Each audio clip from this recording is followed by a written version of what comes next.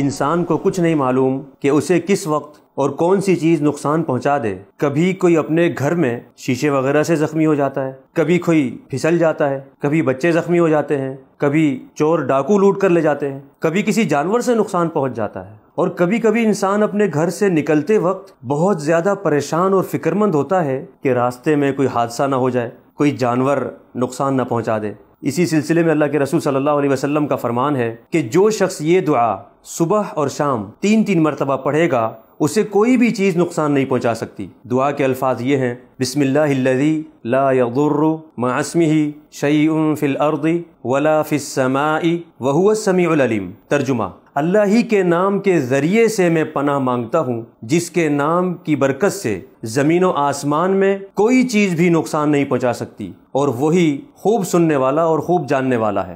مطلب یہ ہے کہ صبح کے وقت پڑھنے سے شام تک اور شام کے وقت پڑھنے سے صبح تک، یعنی 24 گھنٹے ہر نقصان سے محفوظ رہنے کا یہ وظیفہ ہے۔ دعا کے الفاظ پر غور کیجئے: بسم اللہ، میں اللہ کے نام کا وسیلہ دے کر ہر تکلیف دہ چیز سے پناہ مانگتا ہوں۔ معلوم ہوا کہ اللہ کا ذکر حفاظت کا بہت بڑا ذریعہ ہے۔ الذی لا یضر مع اسمہ، اللہ کے نام کا وسیلہ دینے کے بعد نقصان نہیں دے سکتی کیا چیز؟ شیء، کوئی بھی چیز، چاہے اس نقصان کا اندیشہ پہلے سے ہی ہو رہا ہو یا پھر اچانک آنے والی آفت و مصیبت ہو، یہاں تک کہ اگر کوئی زہریلا جانور ڈنگ بھی مار دے تو بھی اللہ کے حکم سے اس کے ڈنگ سے ذرہ برابر بھی نقصان یا تکلیف نہیں ہو سکتی۔ فی الارض، وہ نقصان دہ چیز چاہے زمین کے اوپر ہو یا بل میں، خشکی میں ہو یا پانی میں، ولا فی السماء، اور نہ ہی آسمان سے آنے والی کوئی بھی آفت و مصیبت نقصان دے سکتی ہے۔ وہو السمیع، السمیع کے شروع میں ال ہے جس کا مطلب ہے وہی، یعنی اللہ تعالیٰ ہی خوب سننے والا ہے۔ جتنی بھی مخلوقات ہیں، چاہے وہ آسمانوں میں ہو یا ہواؤں میں، زمین کے اوپر ہو یا زمین کے نیچے، خشکی میں ہو یا تری میں، اللہ تعالیٰ ہی تمام مخلوقات کی ہر بات اور ہر حرکت کی باریک سے باریک آواز کو بھی خوب سننے والا ہے۔ یہاں اللہ کے رسول صلی اللہ علیہ وسلم نے اللہ تعالیٰ کے سمیع ہونے کا وسیلہ دیا ہے کہ اللہ تعالیٰ بہت خوب سننے والا ہے۔